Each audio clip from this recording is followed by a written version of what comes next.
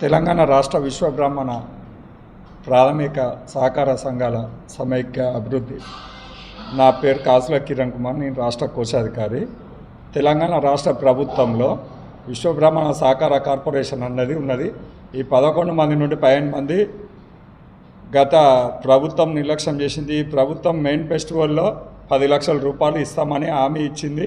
దాని ప్రకారం కేంద్ర రాష్ట్ర 1964 చట్ట ప్రకారం కేంద్ర రాష్ట్ర ప్రభుత్వాలు ఈ సహకార సంఘాలకు అధికారికంగా గ్రామ స్థాయి నుండి రాష్ట్ర స్థాయి లెవెల్లో ప్రభుత్వ అధికారికంగా ఎన్నికలు జరిపించాలి.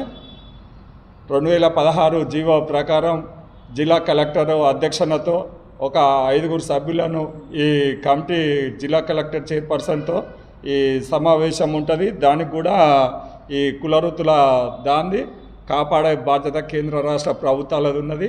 ఇటు కేంద్ర ప్రభుత్వం నిర్లక్ష్యం చేస్తుంది, ఇటు రాష్ట్ర ప్రభుత్వం నిర్లక్ష్యం చేస్తుంది.